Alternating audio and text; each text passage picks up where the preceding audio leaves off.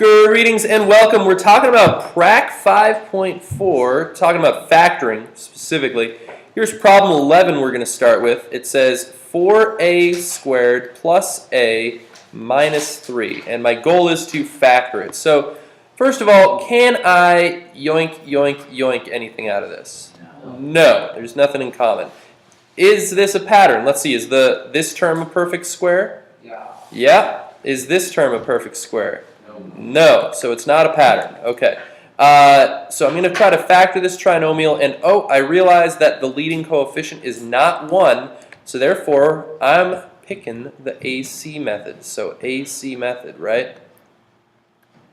Bam, that's what we're going to do. You don't have to write down AC method. I'm just specifying it, you know?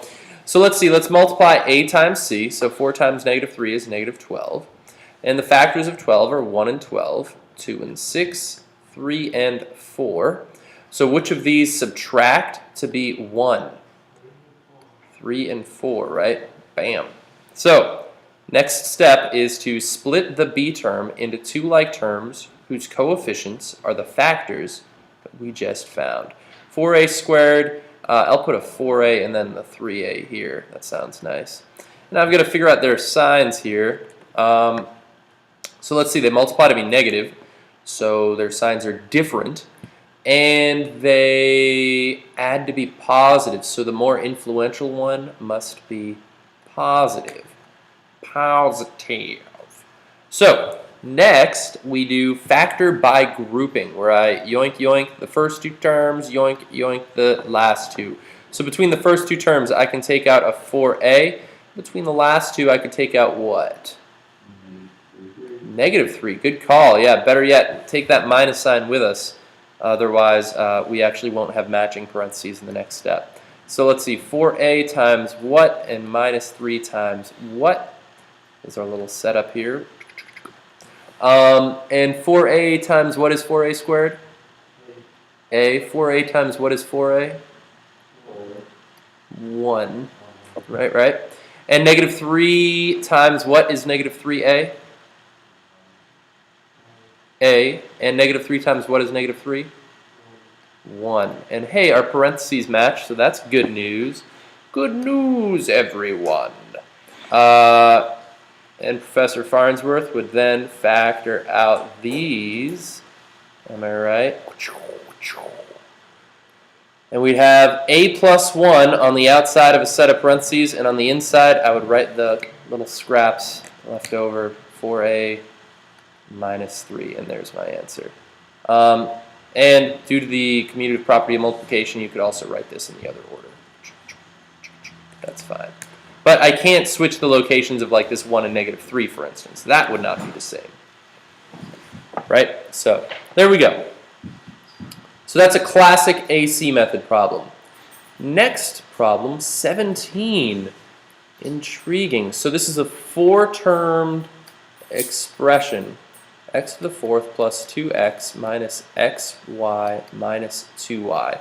Let's. Is it? Sure. That looks. Is it squared? It is. All right. I believe you. I believe you. Good catch, friend. So let's see. First of all, can I GCF something from all of these? No.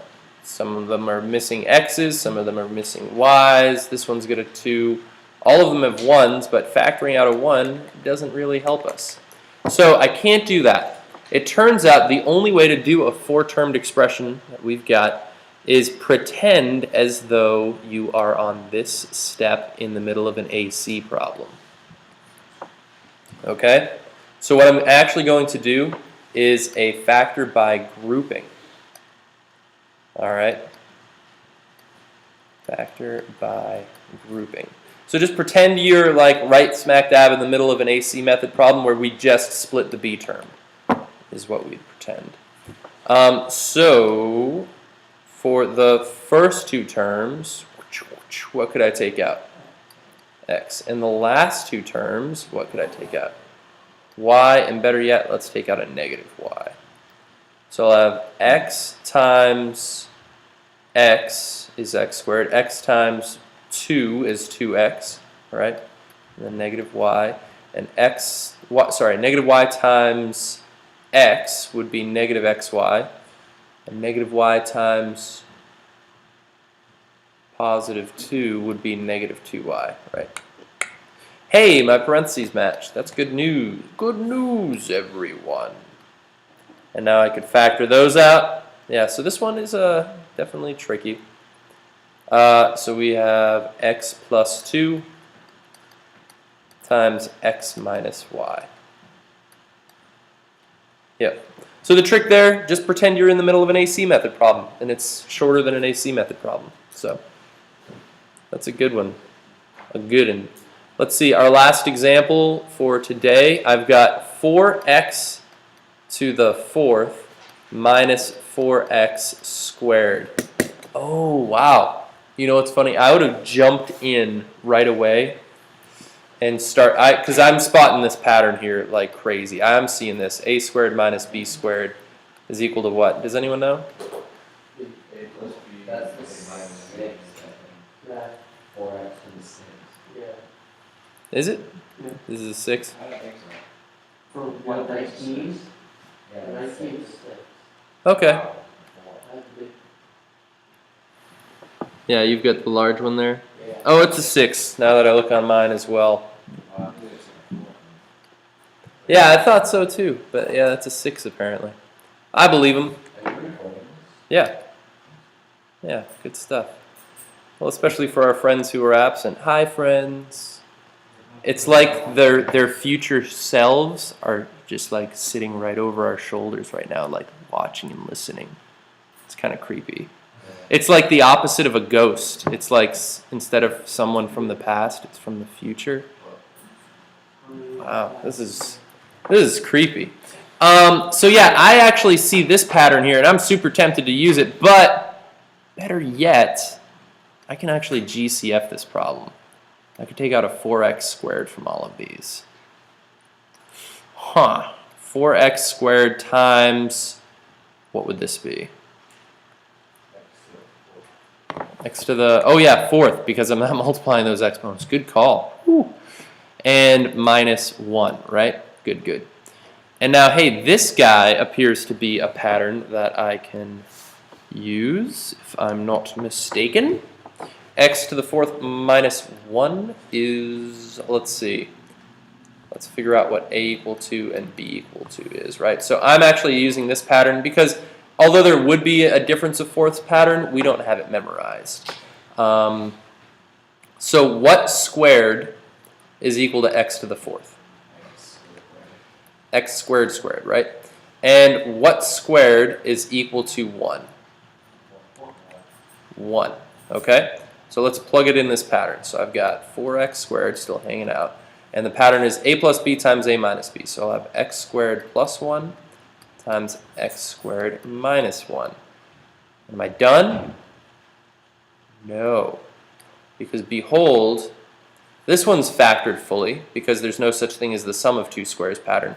But this one is not. It's the difference of squares again, the same pattern twice. So let's use that pattern again. What would a equal to in this case? And what would a would equal x and b would equal 1. So it was a matter of persistence. We had to not give up on this problem. 4x squared times x squared plus 1. And now what's the pattern? X plus 1. Right? Because it was the a plus b, a minus b pattern, right? So, voila. Yeah, if I was named Link, I would pick this up over my head and celebrate. So, all right, internet friends and future inverse ghosts, have fun. Bye-bye.